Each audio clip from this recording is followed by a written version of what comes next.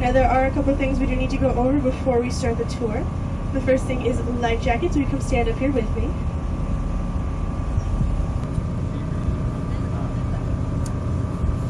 And in our river we have over 80 different species of freshwater fish. We have everything from pike to muskie, small and largemouth bass, catfish, and walleye. But our largest fish out here is called the freshwater sturgeon.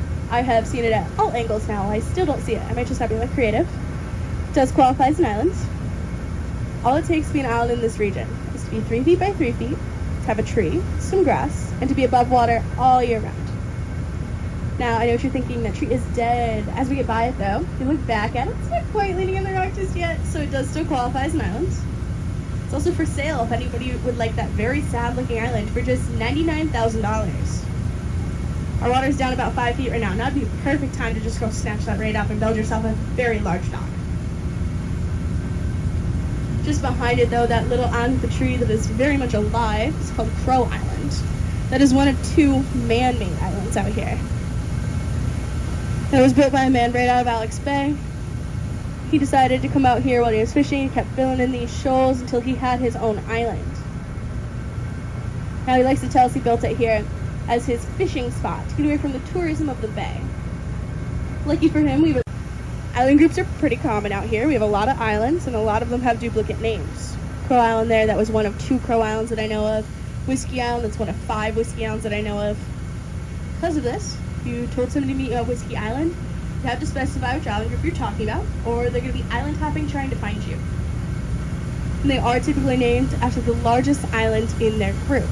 So in Summerland, with all these summer homes you see sitting along the edge,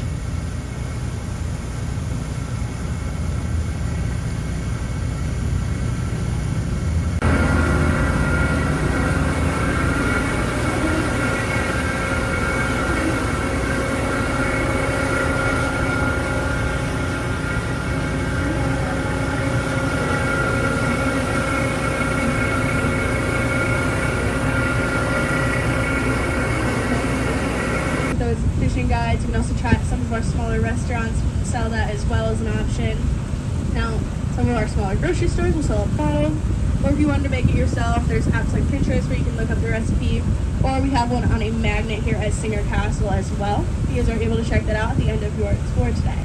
With that though, today Scout Island there is owned by a photographer for National Geographic, and it is considered to be privately owned, like most of our islands out here. You're not able to just come up to anyone, get off and explore without prior permission from the owners. Now with that, Captain Richard has us headed straight for Singer Castle right now on Dark Island. But they'll use that river water for pretty much everything else. Now, with their sewage though, as you can imagine, it's extremely illegal to dump into the river. So they have holding tanks, very similar to the ones that we have on our boat today. For our boat, we're taking back to the mainland in some way. These islands are pretty hard to drag back to the mainland, so those holding tanks are right along the river's edge. Now, they're typically painted green to match the scenery out here during the summer months when the river is all busy. And place it so close to the edge, it almost looks like you're going to fall. Now, with that, it is a guided tour. You're going to have a tour guide with you the entire time walking around the castle and telling you all about it. I'm going to tell you nothing about the island, the castle, or any of the ownership history. These guys are great. Happen to be some of my absolute favorite people in the world here today. These are going to love your tour guides. Now, with that though, make sure you're sticking right with that tour guide the whole time. Do not wander away from them. Don't wait for everybody else to leave to take pictures or anything like that, but make sure you're just sticking right with them. Now, with that, it's about a 45-minute to an hour walking tour throughout the castle. At the very end of that, they're bringing you down to the same spot. Let you go through the gift.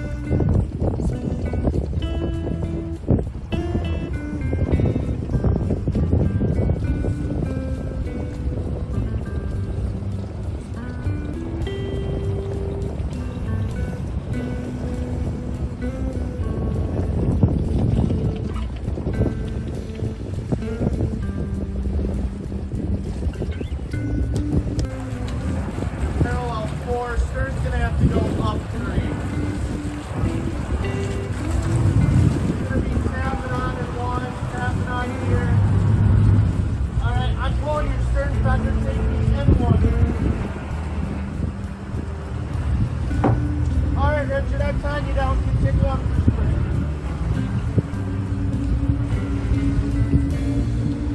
No, I put it on it's behind the license box. I thought we were docking on. All right, hold it there. We're tying you down.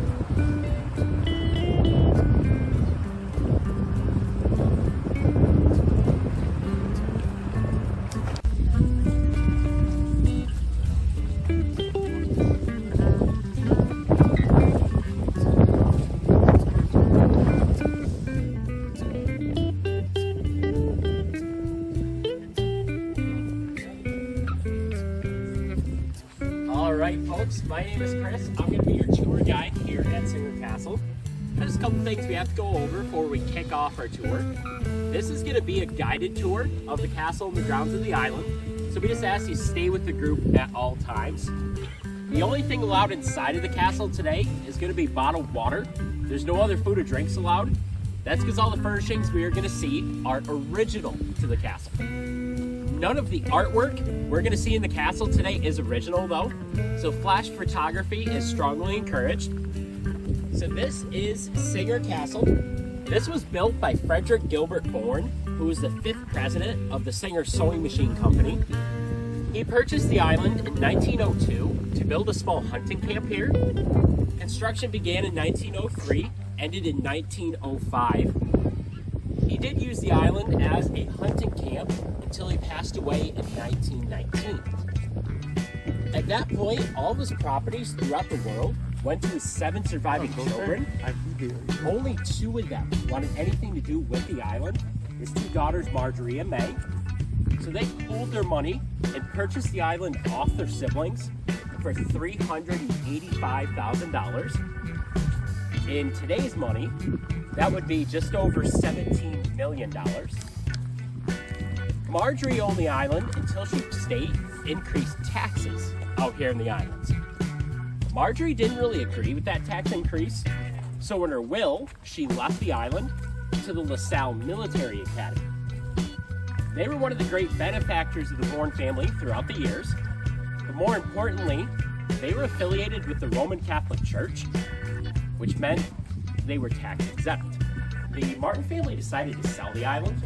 They sold it to its current owners. They're a group of investors based over in Europe who call themselves Castles and Islands enthusiasts. Or be rented for a certain amount of time.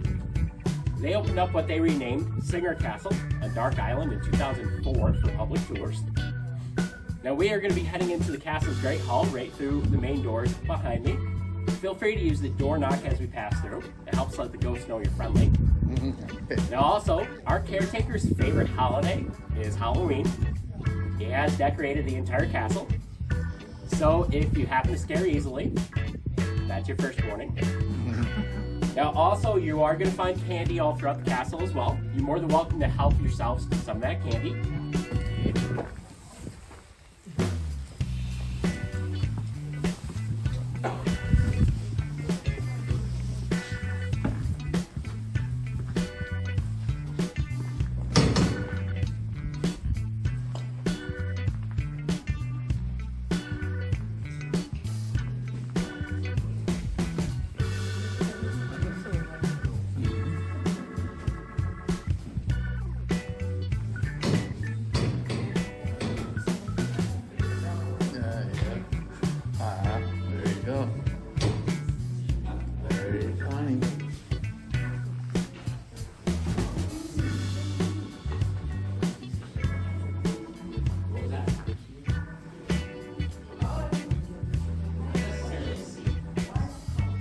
Cannot survive on the wine only. Didn't give him bread, so look what's happened. He thought he can survive on wine only.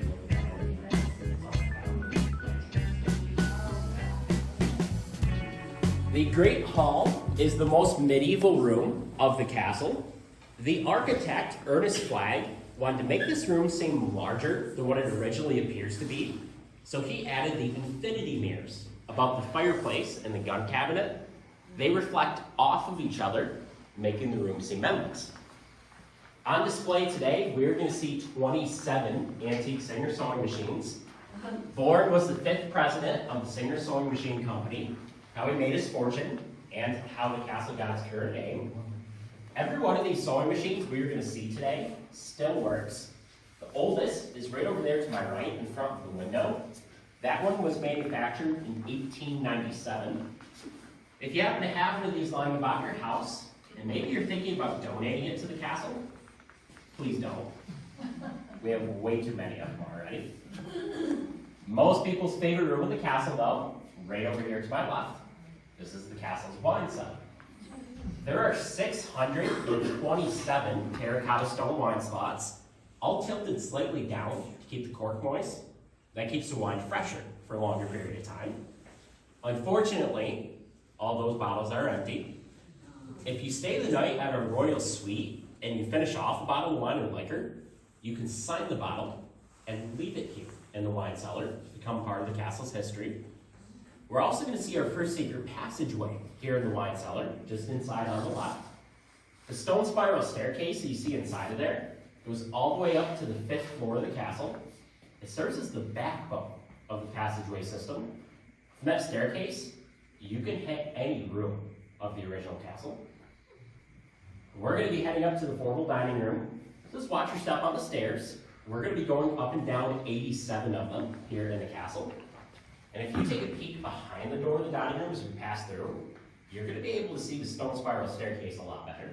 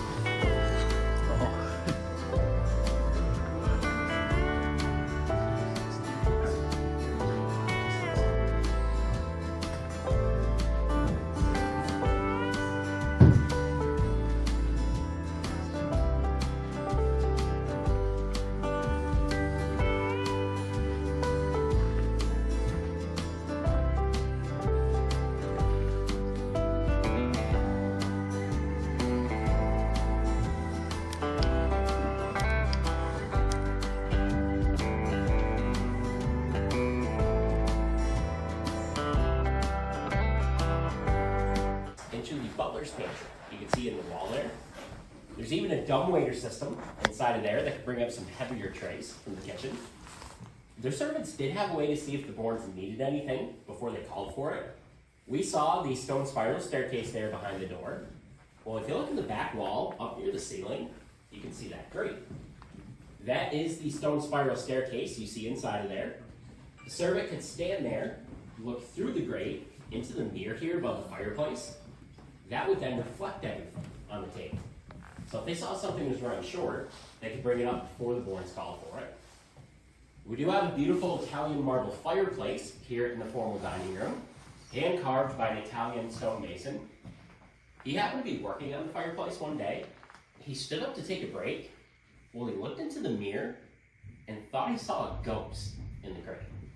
So he ran down to the main dock, demanding to be brought off the island because he believed it was haunted. Mr. Bourne brought him back up here and through the passageway system to show him it was one of his servants, making sure the mason was doing his work. Once he completed this fireplace, he went back down to the dock and never stepped foot on the island again. The statue we have here in the mantle is the Bronco Buster, made by the famous Wild West artist, Frederick Remington. He was born in Canton, New York, about an hour north of Alex Bay. He has a museum dedicated to his work in Ogdensburg, which is about a 30-minute drive from Alex Bay. You would see the exact same statue in the Oval Office of the White House. Now, of course, being a multi-millionaire, you can't eat dinner and breakfast in the same room. So we're going to go through either sets of doors on each side of the fireplace into the breakfast room.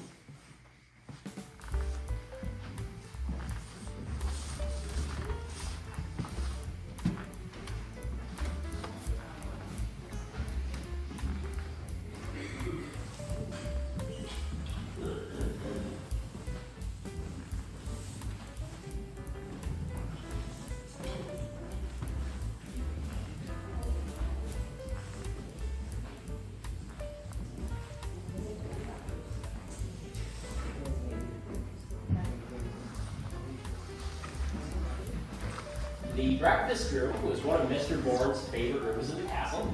That's because Clyde purposely designed this room so that in the morning you get to see the American sunrise, evening you get to see the Canadian sunset, one of the most beautiful you'll see in the world. The breakfast room wasn't originally this large though. The terrace here behind me used to wrap around this end of the breakfast room in an L shape. Mr. Bourne added a couple more bedrooms just above us in 1913, so to support the weight of that addition, he had to extend the breakfast room. The breakfast room is home to the oldest antique we have here at Singer Castle. The head table you see over there to my right, hand carved in Italy in 1522, making it 500 years old this year. The breakfast room is also home to some of our other most cherished antiques here at Singer Castle. All these other tables that we see here around us, they came from IKEA back in 2007. When the Martin family owned the island and they had religious services here, they took place right here in the breakfast room. Mrs. Martin played hymns on that exact same piano you can see there on the back wall. And we are going to be heading out to the terrace here behind me next. Just watch your step. It's going to be a step down from the breakfast room.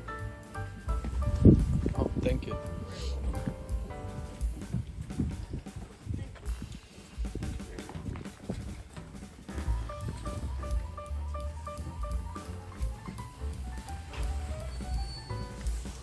As you can see, the terrace gives us a beautiful view of the St. Lawrence River, as well as the castle's clock tower.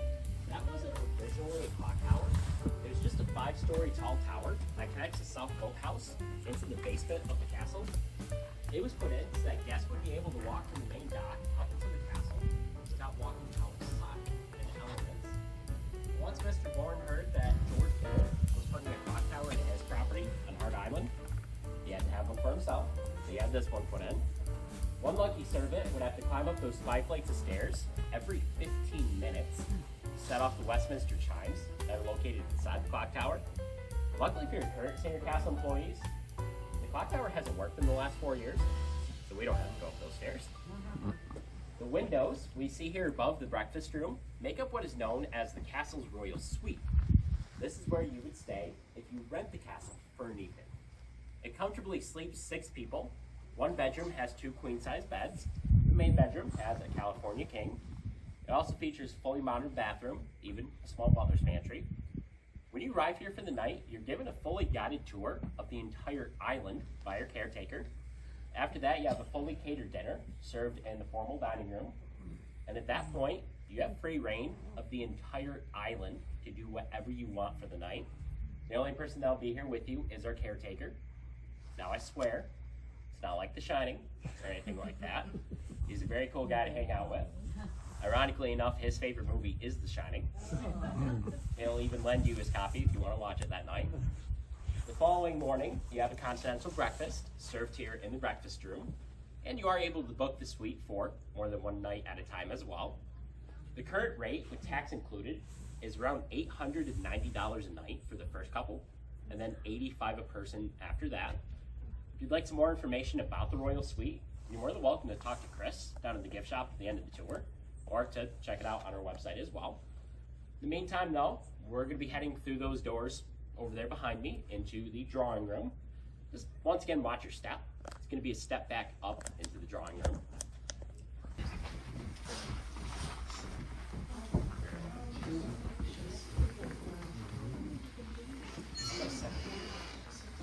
I worked at Uncle Sam's for a year before that, primarily doing the tour here.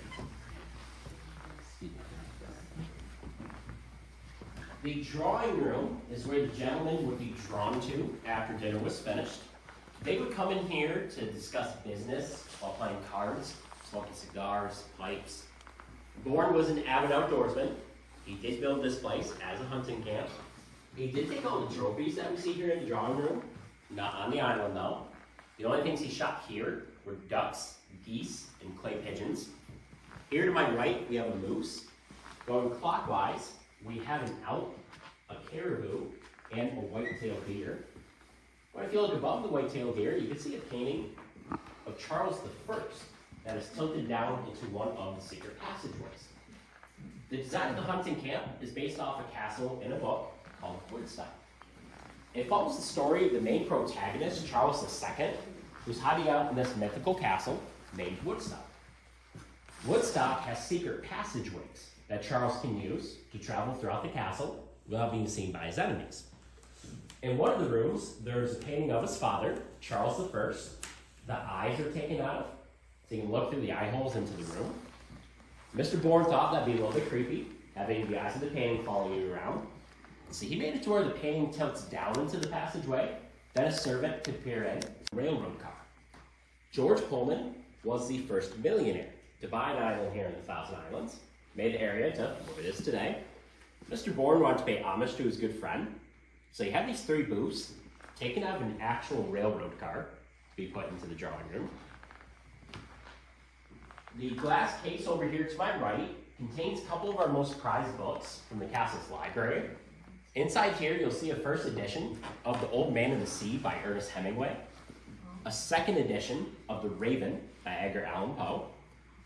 I also like to point out the drapes here in the drawing room. And if you happen to like the color, I have some great news for you. You only have to wait 117 years for them to look like this. These are the original drapes, currently mixed between a dull green brown color, originally a dark navy blue color. As they've held up very well over those 117 years. So we're going to be heading into the loggia here behind me next. Just once again, watch your step. It's a small step down into the loggia.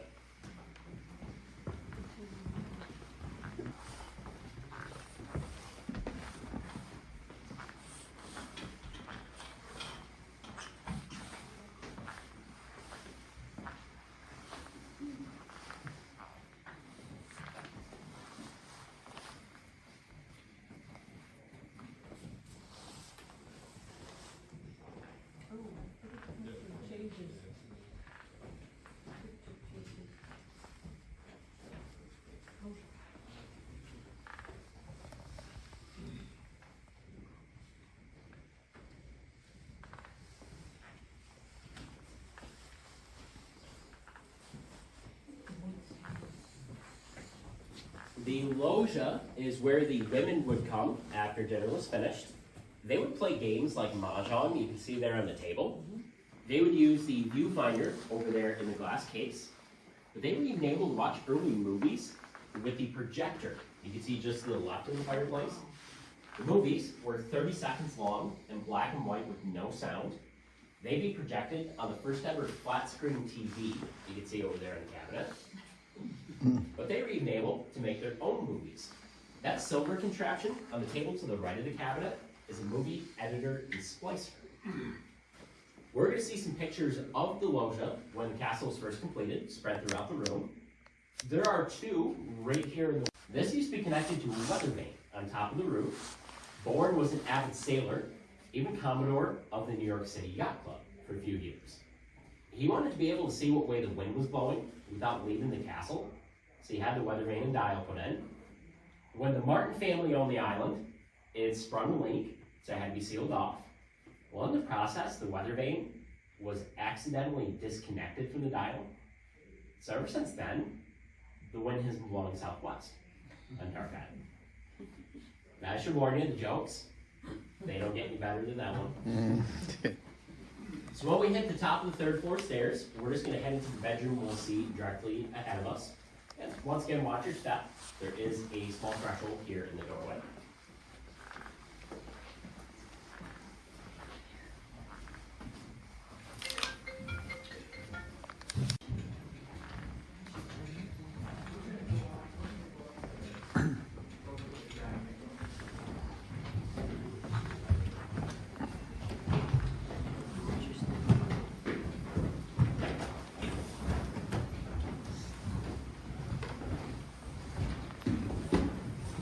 So we go from granite steps to the wood flooring.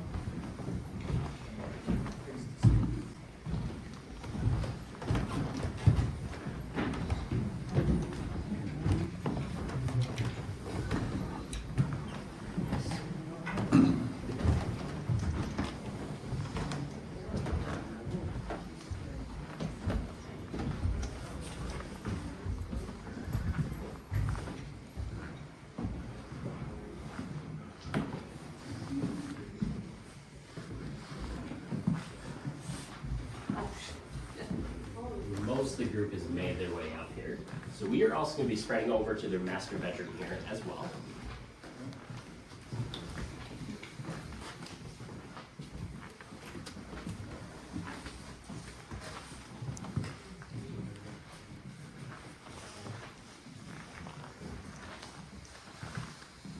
The castle's history, the Bournes decided to convert it to a sick child's room.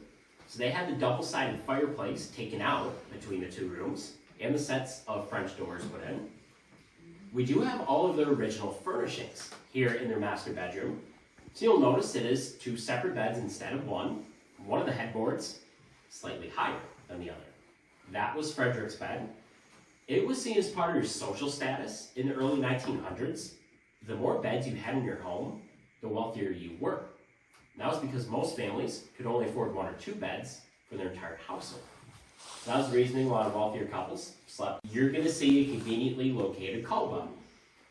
That goes down to the kitchen, and a servant would bring up breakfast in bed on the trays.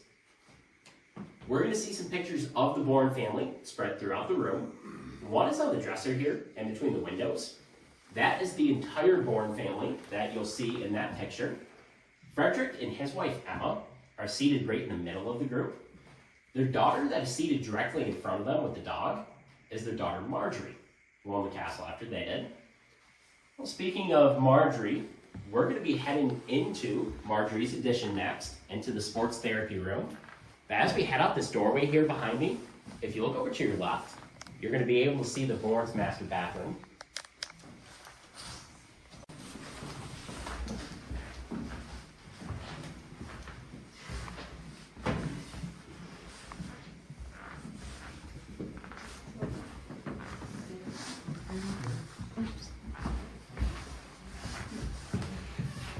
Well, nice little stairs over there.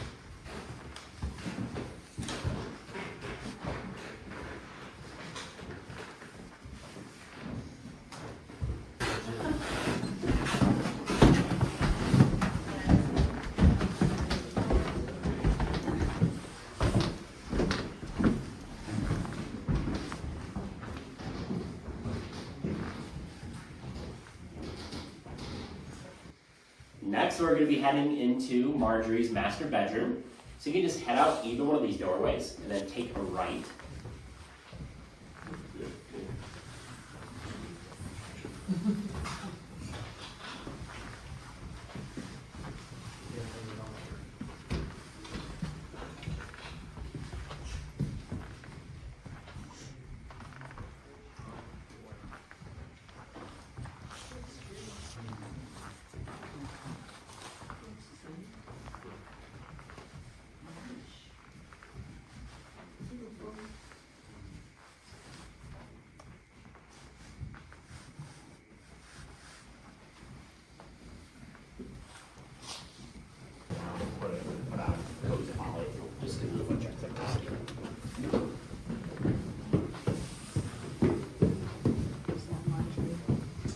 No. Nobody knows who it is. None of the artwork is original. Yep. That's the March family. They took all the original artwork with them when they were. So everything that we see today, they are all period appropriate. They're purchased in auctions across Europe in 2005.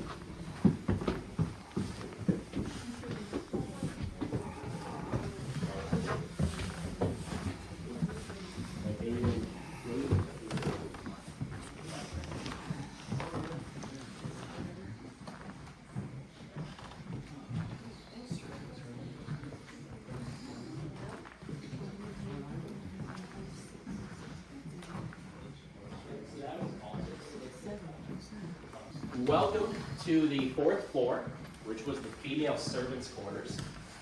They had upwards of 12 servants up here at the time, sharing the one bathroom directly across from me. You might think that's cruel and unusual punishment, having 12 people share one bathroom. About 3% of the United States had running water at the time. This is one of the few places that did. So it was actually seen as more of a luxury. This was also nicknamed the Peter Pan room by Marjorie's nieces and nephews. When they stayed here on the island, they were requested to sleep up here. They named it the Peter Pan room because of the high baby blue ceilings. as well as at night, when the large ships were going by, their lights would shine in through the windows and reflect on the ceiling, making it look like the ships were floating. We did see a couple other doorways up here on the 4th floor. We saw the 4th floor guest bathroom right here behind this wall. Not only does it have a skylight, it also has a glass floor. That's because the 3rd floor guest bathroom, directly beneath it, was the only room of the entire castle that Flagg was not able to put a window into. He was a huge fan of natural light, so to circumvent that problem, he had the skylight put into this bathroom and the glass floor put in between the two. Now I know what some of you might be thinking. No, you can't see through the glass. It's an opaque glass, so it only lets light pass through it. Now we also saw the stone spiral staircase once again. That goes up to the castle's 5th floor. There's no intended use of the 5th floor. There's just a 5th floor in the castle in the book Woodstock. So Bourne then had to include a 5th floor in his castle. And you also might have noticed the guest bedroom up here was a couple of stairs down from the rest of the 4th floor. That's because it was also seen as part of your social status back then. The higher up you slept, the lower social standing you were, that was warm on it. The Bournes didn't want their guests sleeping on the same floor as their servants, so they offset the guest bedroom 6 stairs below the rest of the 4th floor. Speaking of going downstairs, we're going to be going all the way back down.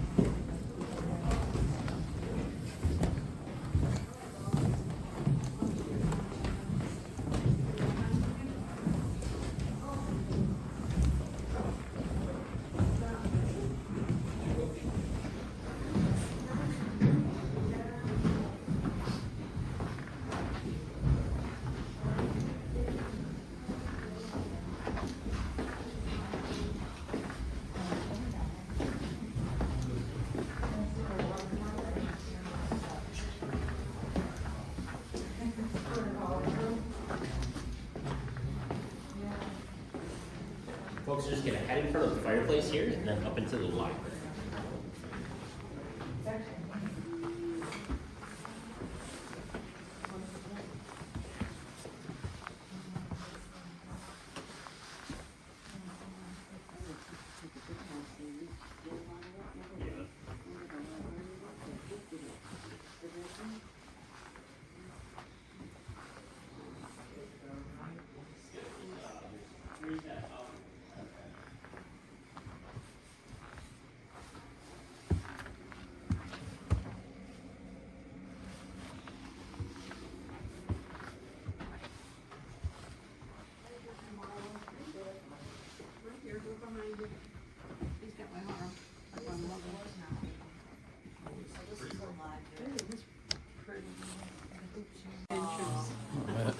Welcome to the castle's library, everyone.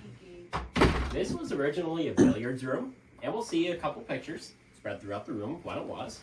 But Emma thought that was a childish use of the room, so she convinced Frederick to convert it into a library.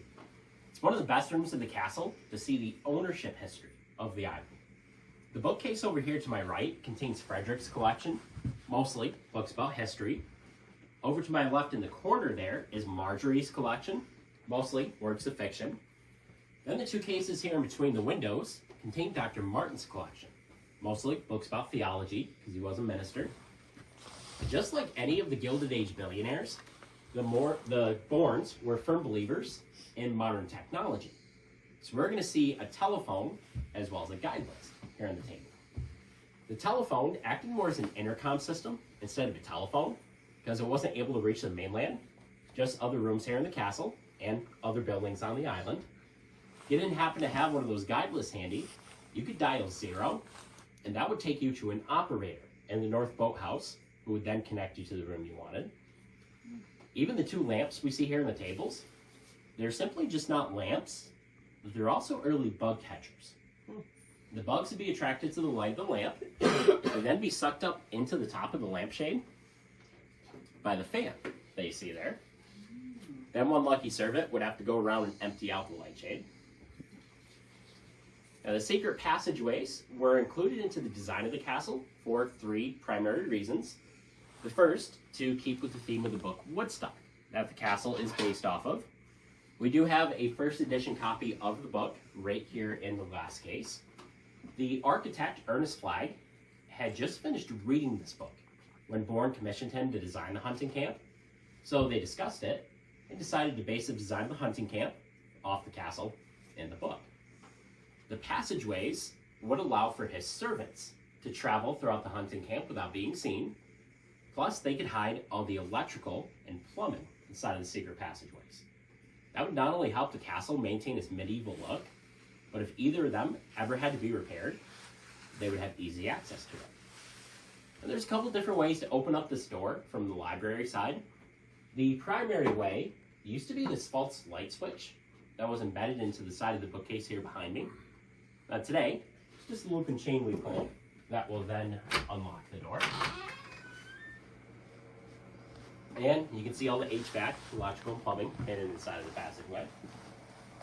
There is actually a cooler way to open up this passageway door though. Right here underneath the mantle, there are a couple bolts.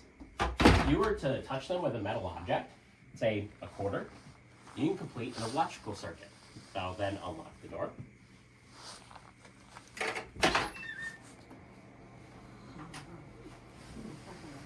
So we are going to do a short tour of the grounds before we head back down to the main dock. Just watch your step coming out of the library. It's a step up, followed by a step down.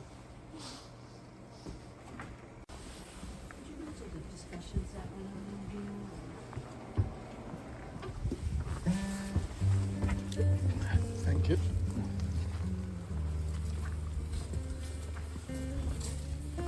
Oh, there's restrooms here.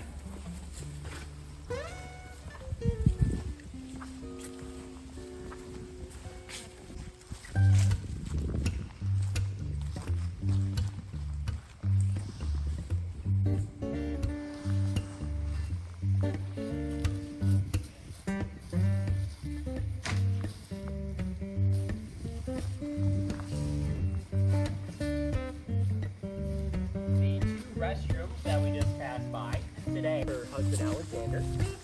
Today it also has a basketball hoop, a billiard table, and a ping pong table. You can use those amenities when you stay at the Royal Suite for the evening. We don't typically go into the squash court outdoors because you can see the large skylight. We'll just go in there late afternoon, say late July, early August. We found it being as warm as 120 degrees inside the squash court. So this becomes an overly large sauna at that point.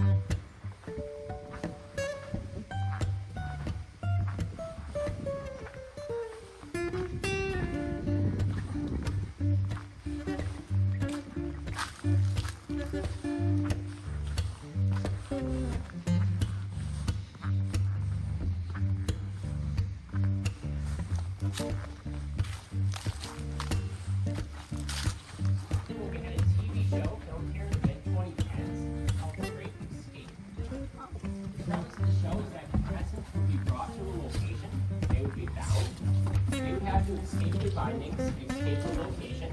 The first team to do so will be awarded $100,000. The pilot episode, they showed to executive producer Jerry Bruckheimer. They filmed here at Singer Castle.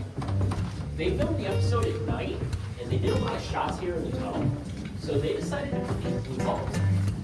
They attract less bugs, so they can have some clearer shots here in the tunnel. Unfortunately, that Singer Castle episode never aired to the public. That was because they took a lot of things out of the pilot episode and added a couple more things before they aired the series. So they found if they were to show it, it really wouldn't have made much sense compared to the rest of the series.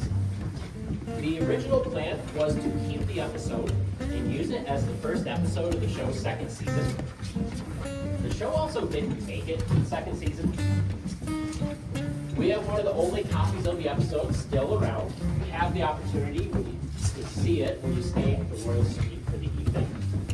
Now you will be able to see a couple stills of when the filming took place down in the South Coke House gift shop. You'll see a very large picture of the castle all lit up at night. Get down there, and that's what the filming took place. Okay.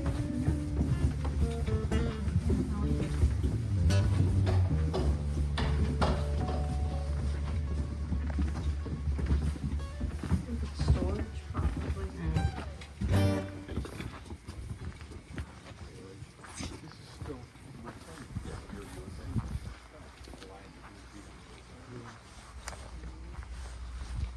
Unfortunately, you're not going to see many roses here in the Rose Garden.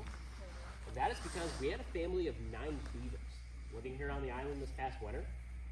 They took out almost every single rose bush in the Rose Garden. The Rose Garden does host all of the weddings we have here at Singer Castle.